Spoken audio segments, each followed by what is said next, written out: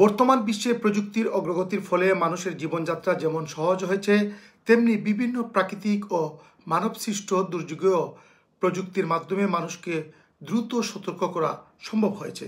এরই ধারাবাহিকতায় যুক্তরাজ্য সরকার দেশব্যাপী নাগরিকদের নিরাপত্তা নিশ্চিত করতে একটি গুরুত্বপূর্ণ পদক্ষেপ নিয়েছে। এটি হলো জরুরি সতর্কবার্তা বা ইমার্জেন্সি অ্যালার্ট পাঠানোর ব্যবস্থা। এই সতর্কবার্তার মূল উদ্দেশ্য হলো দেশের যে কোনো অংশে বড় ধরনের বিপদ আসন্ন হলে নাগরিকদের দ্রুত সতর্ক করা।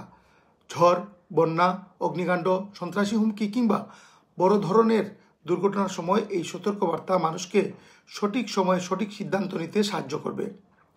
চলতি বছরের 7 সেপ্টেম্বর রবিবার বিকেল 3টায় যুক্তরাজ্যে এই জরুরি সতর্কবার্তার একটি পূর্ণাঙ্গ পরীক্ষা করা হবে।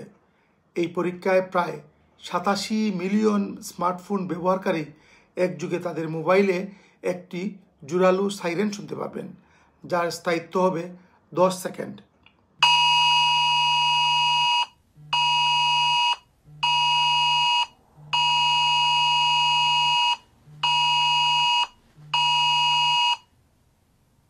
এমনকি যদি ফোন সাইলেন্ট বা ডু নট ডিস্টার্ব মোডে থাকে, তবুও এই সাইরেন বাজবে এবং স্ক্রিনে একটি মেসেজ দেখাবে।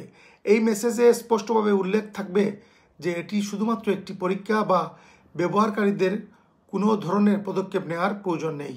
এই মেসেজ পাঠানোর প্রযুক্তি সেল ব্রডকাস্ট পদ্ধতির মাধ্যমে কাজ করে। এর ফলে নির্দিষ্ট অঞ্চলের মোবাইল ফোনে দ্রুত বার্তা পাঠানো সম্ভব হয়। কোনো অ্যাপ ডাউনলোড কিংবা SMS পাঠানোর প্রয়োজন হয় না।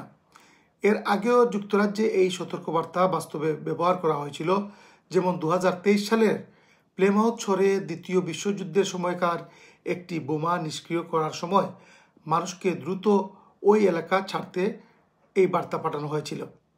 এছাড়া ভয়াবহ ঝড় এবং প্রাকৃতিক দুর্যোগের সময়ও এটি সফলভাবে মানুষকে সতর্ক করেছে। সরকার মনে করে, ঠিক যেমন বাড়ির ফায়ার অ্যালার্ম নিয়মিত পরীক্ষা করা হয়, তেমনি জাতীয় জরুরি সতর্কবার্তাও পরীক্ষার মাধ্যমে নিশ্চিত করা প্রয়োজন। কারণ জরুরি মুহূর্তে এই ব্যবস্থা জীবন বাঁচাতে পারে। তবে বিশেষ কিছু বিষয় বিবেচনা করছে সরকার। যারা গোপনে ফোন ব্যবহার করেন বা পারিবারিক সহিংসতার শিকার, তাদের জন্য আলাদাভাবে বার্তা বন্ধ রাখার পরামর্শ দেওয়া হবে। এই উদ্যোগ মানুষের নিরাপত্তার জন্য একটি যুগান্তকারী পদক্ষেপ। সময়মতো সতর্কবার্তা পেলে মানুষ নিজের জীবন রক্ষা করতে পারবে এবং বড় ধরনের ক্ষতি এড়ানো সম্ভব হবে।